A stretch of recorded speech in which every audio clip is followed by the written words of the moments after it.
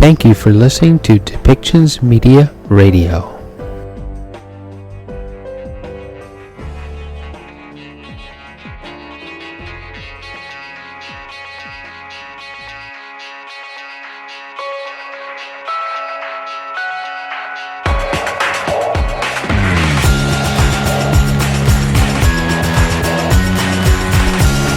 Welcome to Policy and Rights, the show about government policy and human rights.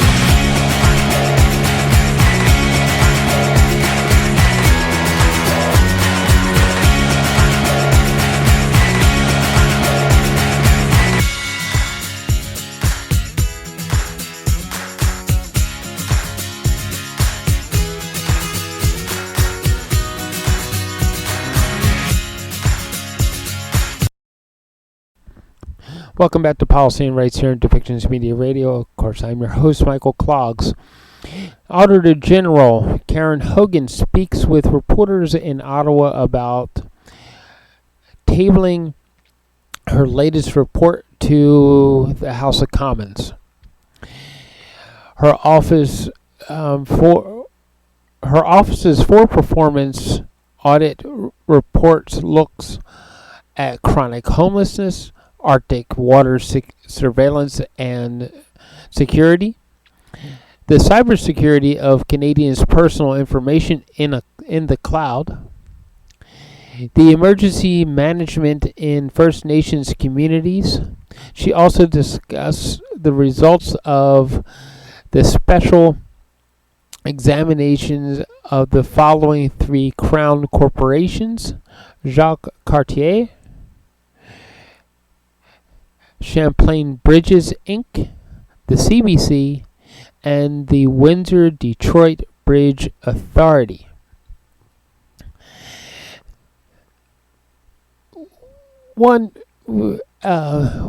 Let's focus on, of course, First Nations and Indigenous emergency services and communities. And this is a statement from the Minister of Indigenous Services, Patty Haydu. Issued the following statement today. The Indigenous Services of Canada has received the Auditor General's report managing emergencies in First Nations communities, issued earlier today. The health and safety and well-being of First Nations communities remains as their top priority with our partners. The 7 recommendations outlined in the report for Indigenous Services Canada highlighted important and critical gaps that must be addressed in both responding to emergencies and preparing for them. The department welcomes and accepts all these recommendations, many of which align with the work underway to improve on reserve emergency management services. In light of some of the things that have been going on with Truth and Reconciliation, this probably should be a top priority, that Indigenous Services Canada should be prioritized and should be working towards better medical care, better water. There are Indigenous communities across Canada that has spent decades under a boil water advisory, meaning that the drinking water, you just can't simply open up a tap and drink the water straight out of the tap. It's probably going to hurt you. Cholera does exist in Indigenous communities, especially when we start looking at boil water advisories. There are areas where extreme weather conditions have injured and damaged Indigenous communities' infrastructure.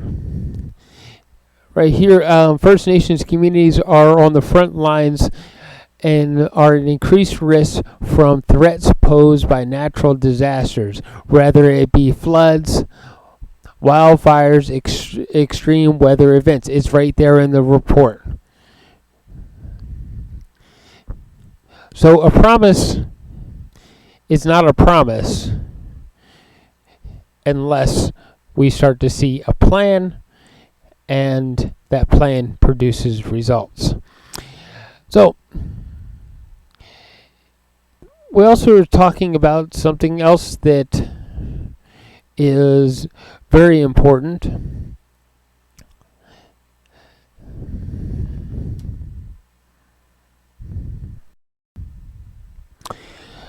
Let's talk about homelessness.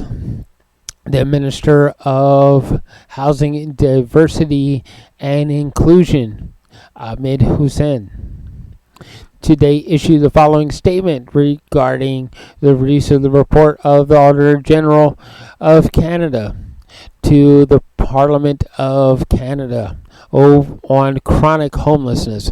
Every Canadian deserves a safe, affordable place to call home, but many, including those experiencing or at risk of homelessness, Indigenous people, persons with disabilities, and veterans, this still isn't a reality. I would like to thank the Auditor General for the performance audit on chronic homelessness in Canada. The Government of Canada welcomes the report and will be studying the findings and recommendations closely. Maybe instead of studying the findings, maybe they need to take action, because I will tell you that there a plan is needed so that we define home in a way that supports the diversity of the people. There are some people that need to find home in a way that supports their mental capabilities. Some people with mental illness are going to have trouble having even as much as a one-bedroom apartment. There are families out there, the reason why they're homeless is simply because they can't afford to pay the rent anymore, because of housing costs and inflation. That is just, well, they got evicted, and evicted with no place to go. There needs to be, again, a plan put in place that looks at problems as not as a gross thing called homelessness, but it needs to subdivide and take little slices of homelessness and figure out why it's there. There are some people that most people would love to have a place that they call home, a place where all of their belongings are safe, a place where they can go and feel it's mine and I am safe. And this has been a problem for years and years. People have been talking about it, but no real solutions have been found to make it so that someone just feels safe with what it is that they have. So, the Auditor General's report is welcome. They're going to study it, meaning that there probably won't be any visible action to it in the near future. So, anyway, why don't we listen to the Auditor General as she speaks with the press about the report that she gave to Parliament today.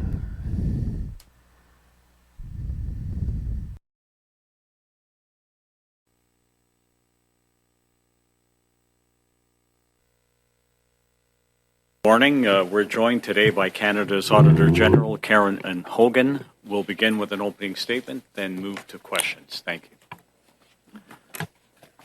It's quick, thank you. Good morning, and thank you for joining me. I want to begin by acknowledging that we are gathered on the traditional unceded territory of the Algonquin and Anishinaabe people. When I look at the 4 performance audit reports we've released today, I see a common thread where government organizations are often slow to effectively use the means at their disposal to provide the best possible outcomes for all people. As these audits show, outcomes are always far-reaching. Sometimes it's our most vulnerable populations who are disproportionately affected by the failure of government organizations to actively manage issues. Voyons d'abord notre rapport sur la gestion des situations d'urgence dans les collectivités des Premières Nations. Nous avons constaté que Services aux Autochtones Canada n'avait pas fourni aux collectivités des Premières Nations le soutien dont elle avait besoin pour gérer les situations d'urgence, par exemple les inondations et feux de forêt, dont la fréquence et la gravité ne cessent qu'augmenter. Les situations d'urgence ont une incidence disproportionnée sur un bon nombre de collectivités des Premières Nations, en raison de leur éloignement physique ou de leur contexte socio-économique. Over the last 4 fiscal years, Indigenous Services Canada has spent about $828 million on emergency management. The department's actions were consistently more reactive than proactive. It is spending 3.5 times more money on responding to and recovering from emergencies than on supporting communities to prevent and prepare for them. According to Public Safety Canada, for every $1 invested in preparedness and mitigation, $6 can be saved in emergency response and recovery costs. First Nations communities identified many infrastructure projects to mitigate the impacts of emergencies. Indigenous Services Canada has a backlog of 112 of these infrastructure projects that it has approved but not funded. Funding and building approved infrastructure projects such as culverts and dikes to prevent seasonal floods would help minimize the impact on people and the cost of responding to and recovering from emergencies. Nous avons signalé bon nombre des problèmes que nous soulevons aujourd'hui dans notre audit de 2013 sur la gestion des urgences dans les réserves. C'est avec frustration que je constate qu'il y a eu peu d'amélioration près d'une décennie plus tard.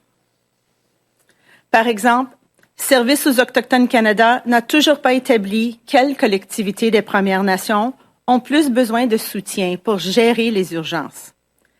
Si le ministère identifiait ces collectivités, il pourrait cibler ses investissements en conséquence.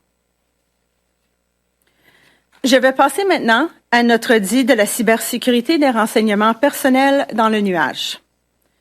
L'audit visait à examiner si les organisations fédérales sélectionnées avaient mis en place des contrôles appropriés pour prévenir et détecter les événements liés à la sécurité qui pourraient compromettre les renseignements personnels de la population canadienne stockés dans le nuage et pour y réagir.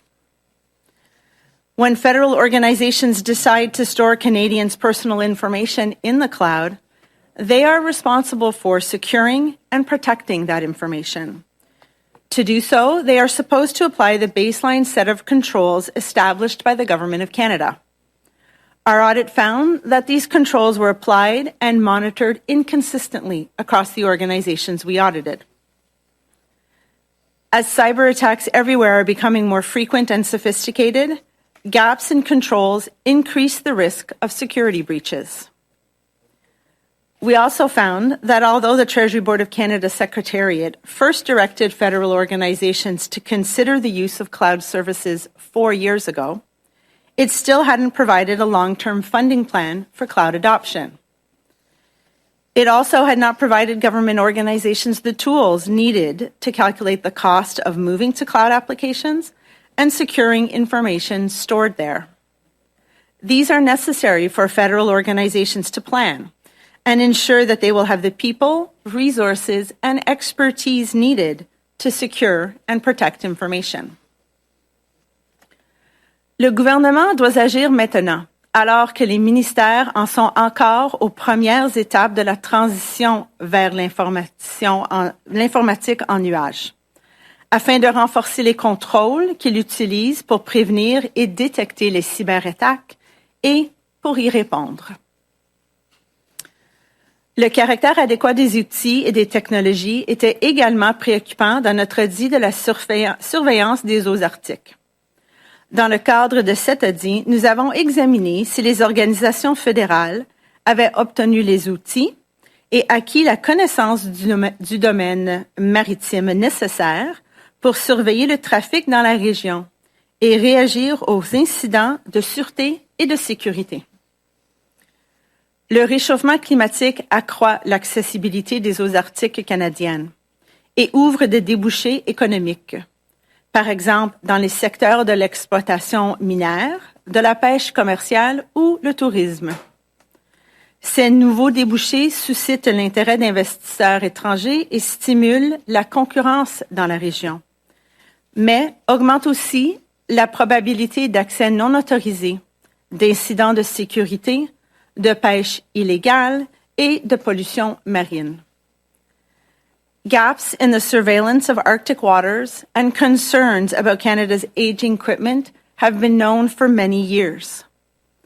Our audit showed that these concerns persist.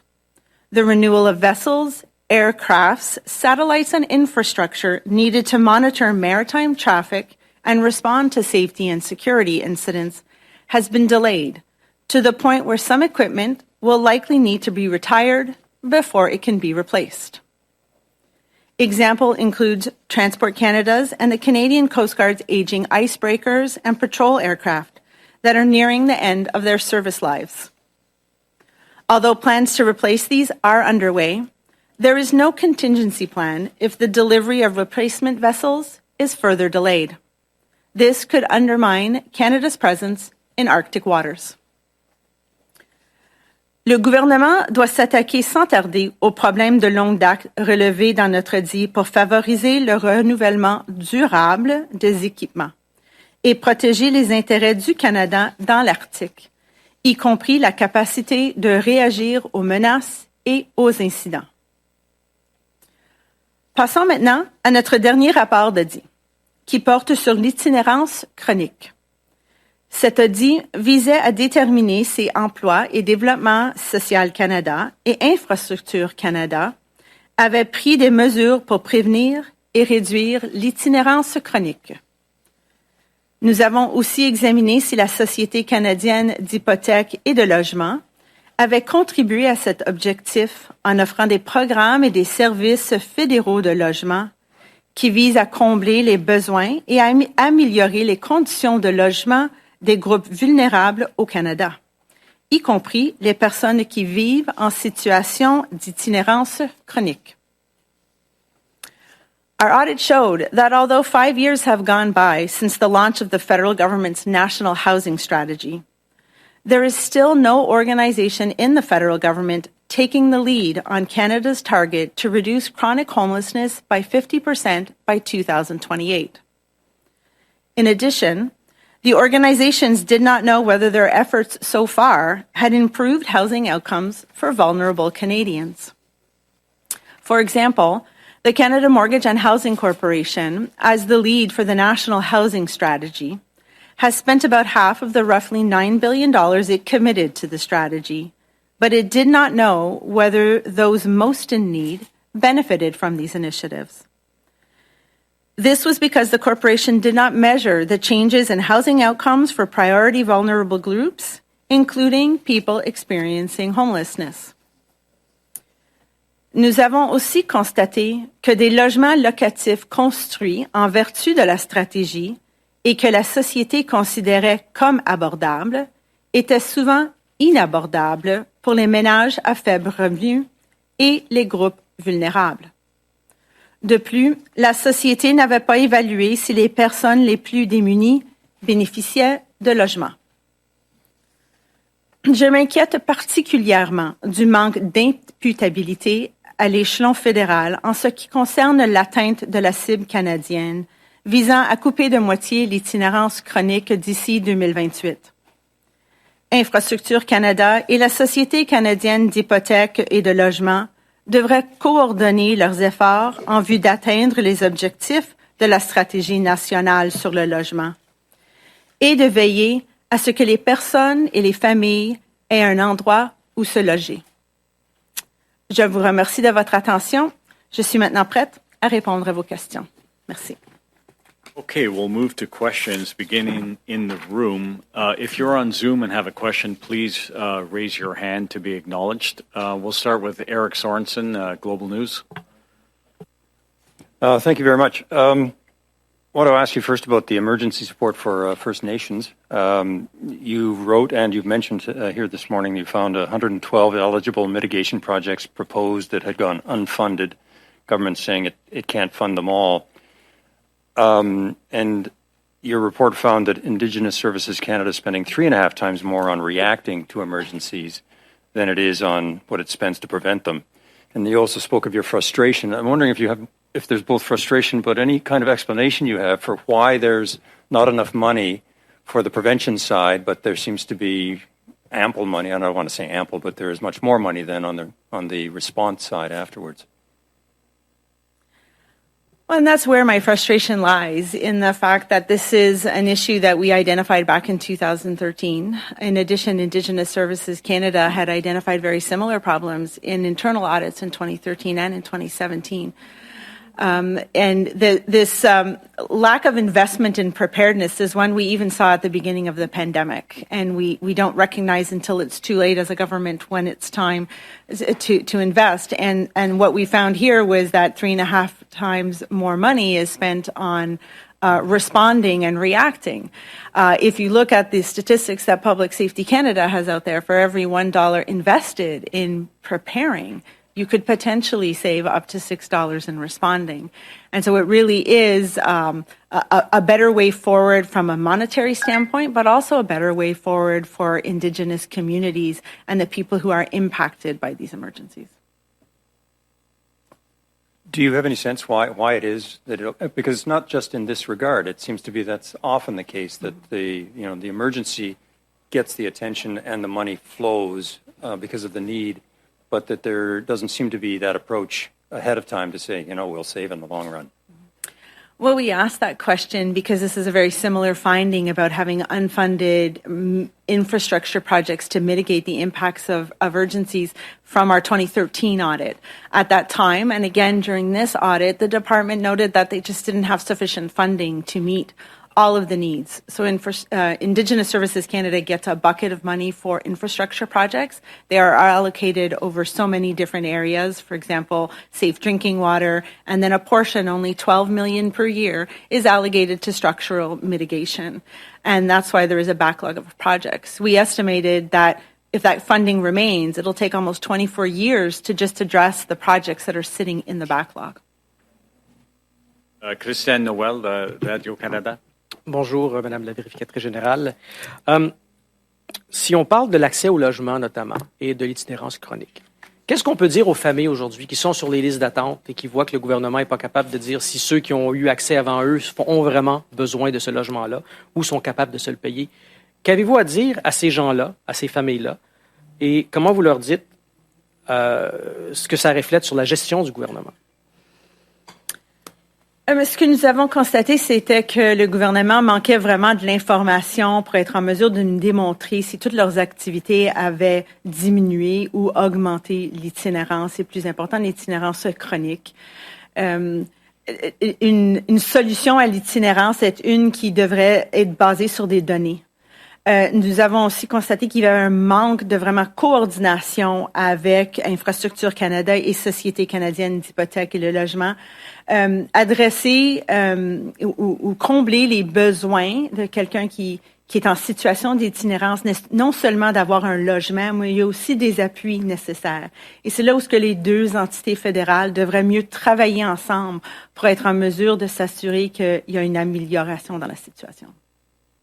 Et donc, devant cette mauvaise gestion du gouvernement que vous soulignez, qu'est-ce que vous avez à dire aux familles sur les listes d'attente? Il y a des soutiens qu'ils peuvent aller chercher. Plusieurs communautés reçoivent du financement du gouvernement fédéral et c'est là où ils devraient débuter. Et ces soutiens de tiers parties qui pourraient leur donner les appuis nécessaires et aussi leur donner un piste pour avoir des subventions. Mais c'est vraiment au gouvernement maintenant de s'assurer qu'ils tiennent en compte leurs objectifs de réduire l'itinérance chronique par 50% et de s'assurer que leurs projets sont bel et bien alignés avec cet objectif-là. Et c'est vraiment le temps d'améliorer cette situation-là. Fraser, do you have a question from APTN? Did you have a... I do. Okay. So just to go back to emergency preparedness in First Nations communities. So in your finding, since you did the audit in 2013, has there been any progress on actual emergency preparedness, or has the money just continued to go to reaction to these natural disasters or emergencies as they occur? So emergency preparedness has many aspects to it, and what we did look at was whether or not there was an improvement in emergency management plans, whether more First Nations communities had those, whether they had emergency management coordinators. And while there's been some progress, there is no understanding in Indigenous Services Canada whether more funding is needed for more emergency management coordinators. And so many of our findings are exactly the same, and the same that they had identified in the past. And it does seem that the focus is more on being reactive than being preventative. And it is a recommendation that we gave the government that it's time to see the value in investing in being better prepared and in supporting First Nations communities to develop the capacity they need to respond to some of these emergencies. And based on that's not just money, but obviously the government is spending a lot more money in reacting to after these emergencies happen than maybe putting in place some measures that would help the communities to be prepared.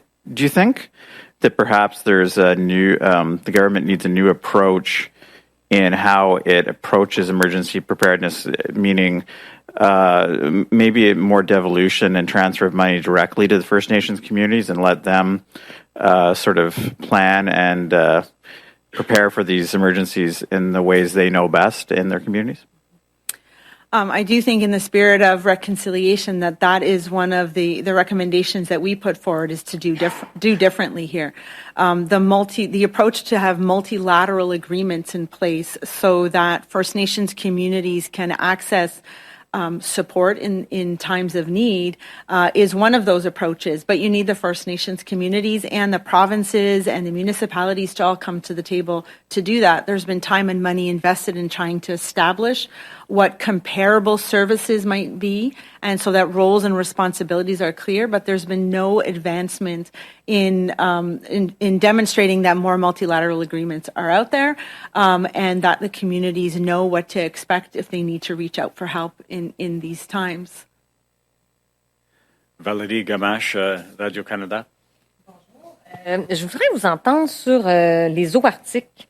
Parce que vous dites, dans votre rapport, vous remarquez que, c'est en 2011 qu'on a remarqué, qu'on a identifié les lacunes. 10 ans plus tard, on s'est dit, on va se donner jusqu'en 2023 pour peaufiner une stratégie. Et cette stratégie-là, ce sera finalement pour adopter des mesures d'ici les 15 prochaines années. Quand vous regardez ça, inévitablement, est-ce que vous avez l'impression qu'on est à découvert actuellement dans l'Arctique? Nous avons constaté qu'il y a une présence dans l'Arctique. Et à plusieurs reprises, ça a débuté en 2011, comme vous avez mentionné, les entités fédérales qui surveillent l'Arctique ont exploré les lacunes et ont confirmé que les lacunes existent. On établit des plans pour adresser et atténuer les lacunes, mais qu'il y a très peu d'actions qui ont été prises. Et alors, notre dit relève en ce moment que l'action immédiate est de besoin pour éviter des lacunes significatives dans la prochaine décennie. Est-ce que des retards comme ça d'exécution, ça signifie pas une explosion des coûts? C'est difficile à dire, mais habituellement, quand un projet est repoussé et il y a du retard, ça entraîne des coûts supplémentaires, c'est certain. En 2021, on a fait un audit sur la stratégie nationale de construction navale. Et lors de cet audit, nous avons constaté qu'il restait un peu de temps pour remettre les plans de remplacement pour les navires sur une bonne voie. Ce qu'on a constaté maintenant dans les eaux arctiques, c'est que les retards ont continué et que la marge de manœuvre, vraiment, elle a presque disparu. Et c'est le temps de vraiment prendre des actions pour s'assurer qu'il n'y ait pas des lacunes importantes dans la surveillance de l'Arctique. We'll move to Zoom for a couple of questions and then come back to the room. Raymond Filion, TVA. Merci. Bonjour, Mme Hogan. Juste pour poursuivre sur la question de l'Arctique, est-ce que le Canada risque de se retrouver à découvert dans les prochaines années si la tendance se maintient? Je pense que c'est une de nos constatations que si il y a des actions immédiates qui ne sont pas prises, qu'il va y avoir des lacunes très importantes dans la surveillance et la capacité de répondre aux urgences dans l'Arctique dans la prochaine décennie.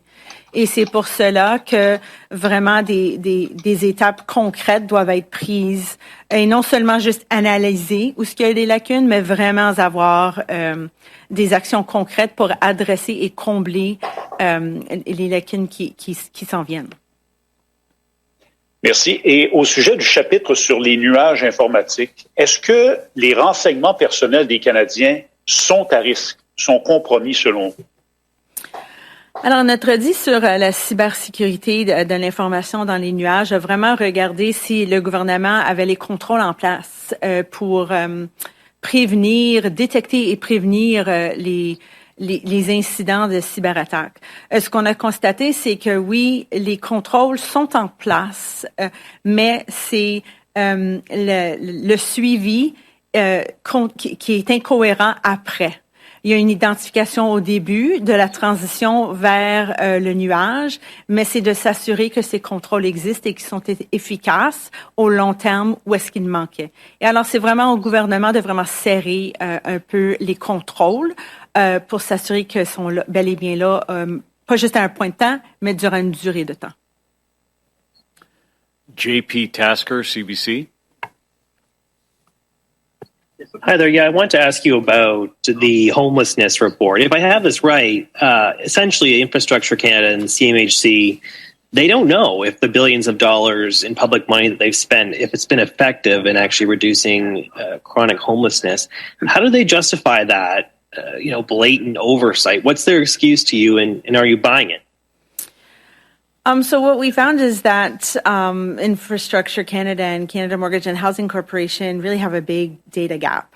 They aren't collecting the information to know if those most in need or those that were targeted by projects were actually being housed in certain affordable housing units. But they also weren't able to demonstrate that all of the activity was either increasing or decreasing homelessness. Some of it is a lack of information. In other instances, it's having information and not reacting or analyzing and doing something with that information. It's a very typical issue that we see on data management, but in the area of addressing homelessness, a data-driven strategy is a great solution. And they really do need to start coordinating their efforts to do that better. And then on the CMHC program that supports affordable housing and rentals, I guess it's the National Housing Co-Investment Fund. So if I have it right, it is in 8 of the 13 provinces and territories, people are paying in excess of 30% of their before-tax income on rent, which does not align with the national housing strategy. Is it your opinion then that this program is a bit of a failure if it's not actually hitting the target the government set for affordable housing? So this program is at the beginning stages of it, and I do think that it's time that they could adjust the program to put it on a more viable path. We looked at 6 programs that Canada Mortgage and Housing Corporation manages in this area, but the one about National Co-Investment Fund is the one that is supposed to develop affordable housing units. And as you mentioned, that would usually mean that it's about 30% of an individual's income that's devoted to rent. Under this fund, CMHC used a different measure of affordability, and they based it on 80% of market rent. So in an environment where rent is going up, that really results in units being very unaffordable for low-income families. That's why we recommended that a better coordination with Infrastructure Canada, but more importantly, someone being accountable for reducing that target of reducing or meeting that target of reducing chronic homelessness by 50% is really needed, because these projects can't run in silos. They really do have to complement and support each other, because we estimate it's unlikely that the government will meet its target if it continues down this path. Moving back into the room, we'll go to Canadian Press. Najud. Hi there. So when it comes to the homelessness report, you say that this gap in data is common in government. I'm just wondering, is there a concern that across the government there's these ambitious targets and goals, but that there's actually no way of measuring if the government's achieving that? Are you concerned that this is not just about Infrastructure Canada or CMHC, that it's something to do with the way things are managed across the government? We have this finding in many audits that we do. We had it recently in the Gender-Based Analysis Plus audit, where if you try to identify if certain populations are benefiting from programs, you actually need the data to know whether they are using those programs. And so that data gap is definitely one that my office has identified for a very long time. In this case, it was really, it is an ambitious target of reducing chronic homelessness by 50%, but you need the information to be able to measure where homelessness is when you start, and then whether or not you're actually making a difference. So, for example, we saw that Infrastructure Canada had information about changes in usage of shelters, that more families were using shelters than individuals. So we didn't see them seeking to understand why that happened, but then taking the step needed to adjust their programs if necessary. Housing requirements for families are different than housing requirements for individuals. And so when it comes to this data gap, I know that was one of the recommendations, was to start tracking and analyzing this data. And the federal government agreed, but I'm wondering, is there an opportunity to go backwards and assess what happened between 2019 and 2021, or is this going to be a commitment that has to do with moving forward what they do? Well, definitely, I hope that they'll do it moving forward. That would be our intention, to be able to see the progress that they're making. But there is information out there about shelter usage that could be gathered, and Canada Mortgage and Housing Corporation could reach out to the organizations that are building the units to be able to let them know who's actually being housed in them. So there is an opportunity to go back and do that. I would like them to focus in on actually setting up the mechanisms to ensure they have that on a more regular basis going forward. But I think it's a great place to start, be able to measure whether you've actually had some progress in the first few years to be able to adjust as needed. Moving back to Zoom, we have Bob Weber. Hi, I would like to return to the Arctic report. Forgive me if you've been asked this in French already, but a couple of questions. First, the report mentions threats such as illegal fishing and maritime pollution. I'd like to get a sense of what your assessment is of how urgent these threats are. I mean, people have been talking about these things for a decade now, and they have yet to materialize in any significant way. And how urgent are the threats that we need to address in the Arctic? Well, with climate change, Arctic ice is melting, and it is definitely making the Arctic waters more navigable. We actually saw that traffic in the Arctic has tripled over the last 3 decades. That's a very sizable increase, and we only imagine that it will continue to go that way as it becomes more navigable. More traffic just means more possibilities and more risks for certain incidents, and also has a really large impact on the coastal Inuit communities that are there.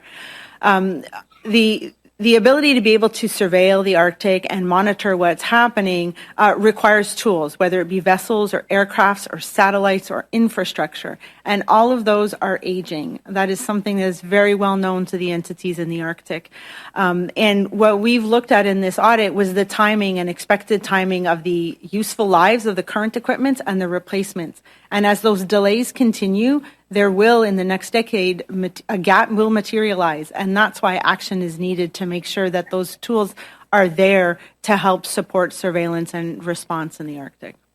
Can you give us some sense of the way forward here? Now, do we need more things like ships and planes, or would it be enough to have more electronic surveillance, satellites, or some sort of surveillance system under the water?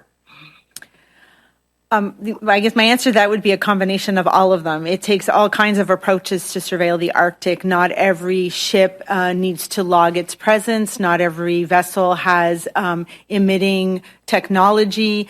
You need the support of the coastal communities. So the more layers of monitoring and defense that you have, the more secure that the Arctic can be. So it is a matter of investing, but also a matter of better coordination for all the parties that are involved in surveilling and responding to incidents in the Arctic. I have no further questions on Zoom. Is there anyone in the room that would like to ask something else? Yeah, Eric. Just looking at the report on chronic homelessness, and you identify, several groups, among them Indigenous people, and I'm looking also then at the First Nations report, the emergency support, and there are so many cases where they lose their homes and houses to fire, floods, mold, what have you. So there's a homelessness there. Do you draw any connection between sort of the loss of housing and the homelessness in particular for First Nations? I don't know whether, with respect to the homeless situation, whether First Nations occupy kind of a unique problem within Canada that is the same as so many of the other groups, but is also different.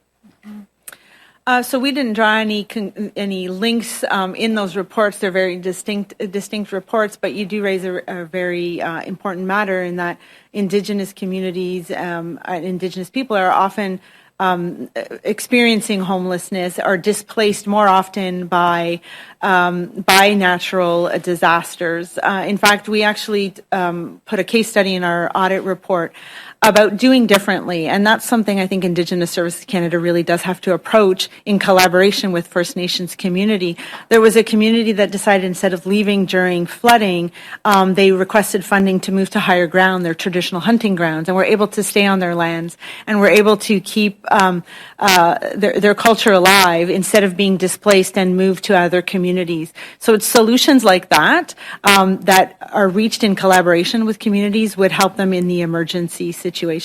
When it comes to homelessness, honestly, I think it's just a much better coordination that needs to be had here.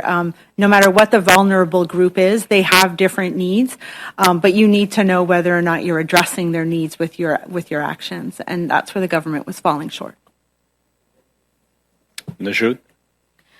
I'm just wondering, as your role as the Auditor General, is this frustrating? Because, this report, at least for the homelessness report, you're supposed to look at whether the government's actually reducing homelessness, and you're not able to do that because the conclusion is that the government doesn't know. So, just in terms of you doing your job, is it frustrating that there's this trend, that there's no data? I think the most frustrating element for me is that many of the issues we identify here, better support and prevention for Indigenous communities, gathering the information to demonstrate that you're getting value for money, are not new issues that we've raised. Dealing with the gaps and the aging of equipment for the Arctic is, again, not new.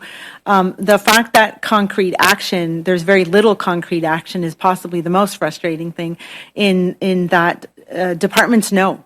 And so why aren't they taking the actions needed in order to make the lives of Canadians better?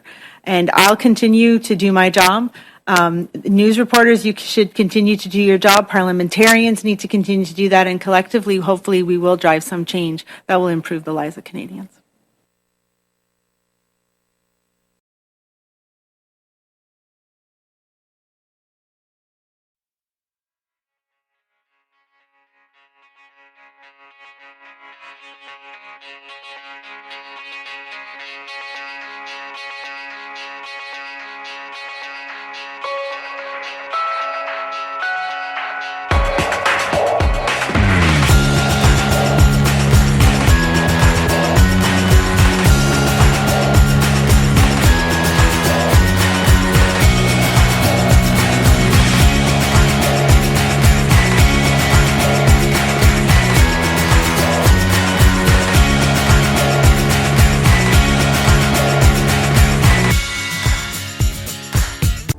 This show has been produced by Depictions Media.